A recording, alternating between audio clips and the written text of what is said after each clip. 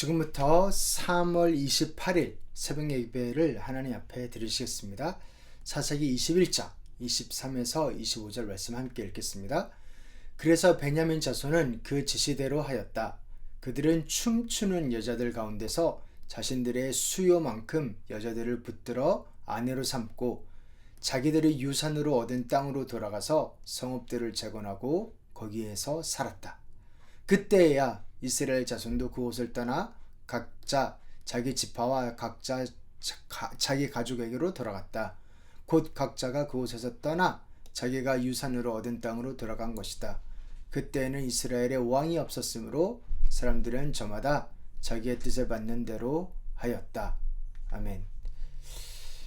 스스로 좋은 대로 그렇게 행동했다. 그런 제목으로 우리 함께 사사기 이제 마지막인데요. 마지막 부분들을 우리 함께 살펴보겠습니다. 드디어 사사기가 끝납니다. 이제까지도 계속 너무나 안타까운 이야기, 다운폴의 이야기가 있었는데 마지막이 사실은 가장 안타까운 이야기입니다. 스스로 좋은 대로라고도 표현할 수 있지만 스스로를 속이는, 얼마나 안타까워요.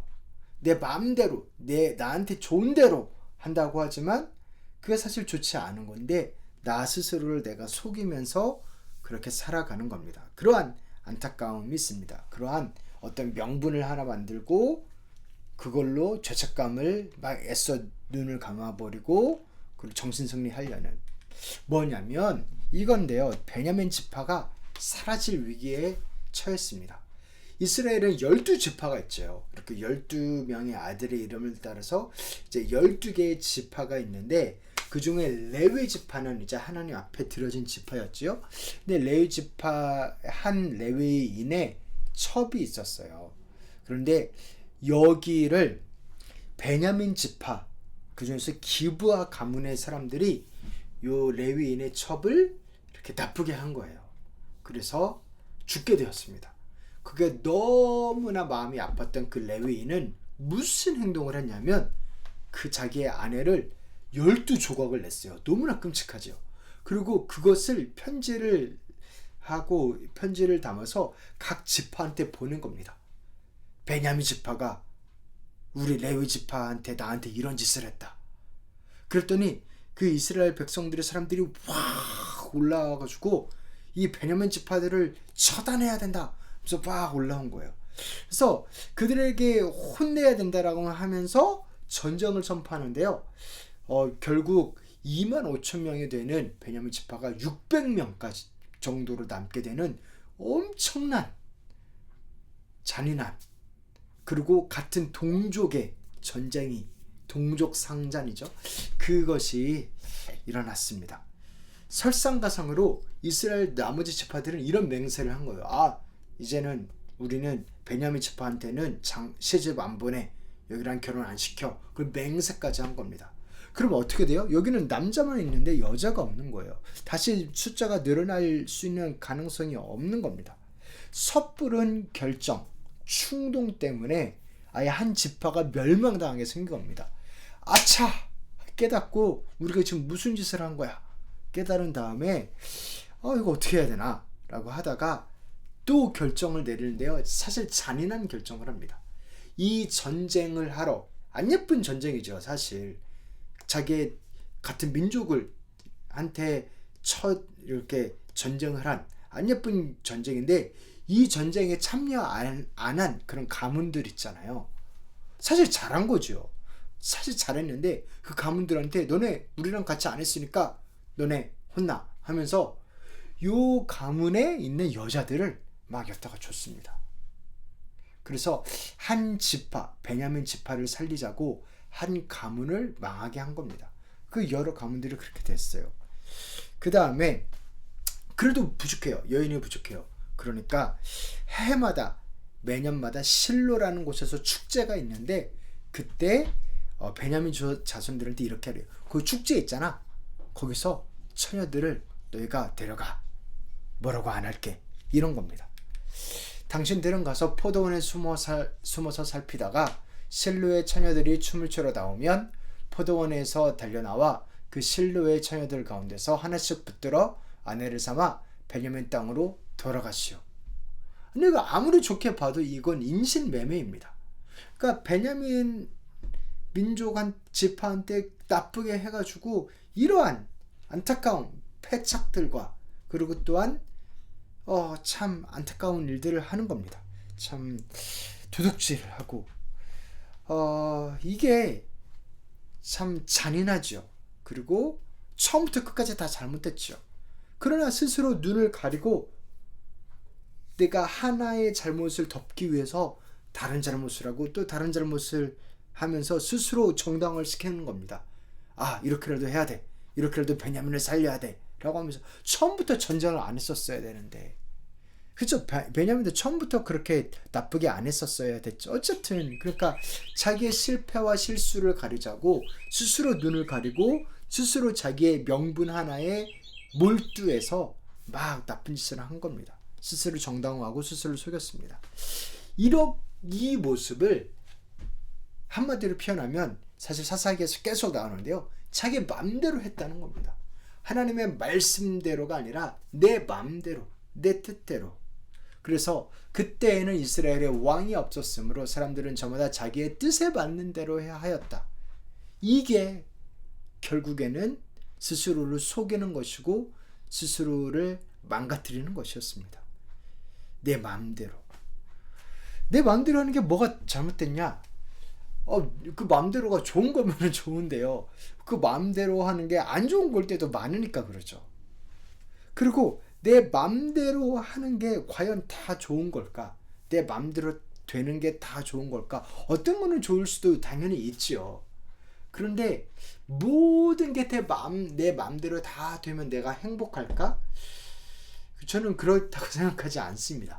왜 그러냐면 아무리 모든 게 자기 뜻대로 살아도 사람은 만족이 없는 것 같아요. 욕심이 한도 끝도 없기 때문에, 욕심이 끝이 없기 때문에, 그렇잖아요. 걷다가도 서고 싶고, 서 있다가도 앉고 싶고, 앉다가도 눕고 싶고, 그게 인간이거든요. 그런데 그렇게 다 마음대로 된다 하더라도 결국에는 내 마음대로 안 되는 게 있다라는 것을 깨달을 수밖에 없는 게 우리의 인생입니다. 아주 대표적인 게 죽음이에요. 우리가 늙는 것과 죽는 것은 피할 수 없습니다. 그러니까 내 모든 거를 다 되는 게, 젊어서 성공은 오히려 독이다라는 표현도 있듯이, 좋은 거라면, 옳은 거라면, 마음대로 되면 너무나 좋겠죠. 성취가 있고 보람이 있고. 그러나 그것이 우리 인간에는 한계가 있기 때문에, 죽음과 같은, 피할 수 없는 죽음과 같은 한계가 있기 때문에 그 안에서 내 맘대로 산다기보다 정말 나보다 더 큰, 우리 인간도 죽음보다 더 크지 않으니까 더 큰 무언가가 제시하는 맞는 것을 향해서 살아가야만 사실 그 인생이 가치를 찾을 수 있고 안정감을 느낄 수 있고 평안할 수가 있습니다. 그렇습니다. 그래서 사실 이 내 마음대로 하겠다가 죄였습니다. 그게 죄예요. 그게. 그래서 아담과 하와가 저지른 죄도 사실 자기 마음대로 했으면 하는 거죠. 하나님께서 따먹지 말라고, 선과 악을 알게 하는 열매를 따먹지 말라고 했는데 내 마음대로 하겠다고 하면서 따먹고, 그러고 이제 죄가 들어왔죠. 여자가 그 나무 열매를 보니 먹음직도 하고 보암직도 하였다. 그뿐만 아니라 사람을 슬기롭게 할 만큼 탐스럽기도 한 나무였다. 여자가 그 열매를 따서 먹고 함께 있는 남편에게도 주니 그도 그것을 먹었다. 이렇게 자기 마음대로 한 거가 결국 죄를 낳고 타락과 그 안타까운 죄의 결과를 겪게 했듯이 사사기도 계속 보여주는 겁니다. 특히 맨 마지막에는 한 민족이 거의 사라지다시피 한 그 망가짐을 보여줍니다. 이 문제, 우리 모두의 문제인데 이걸 해결할 방법은 있을까? 있습니다.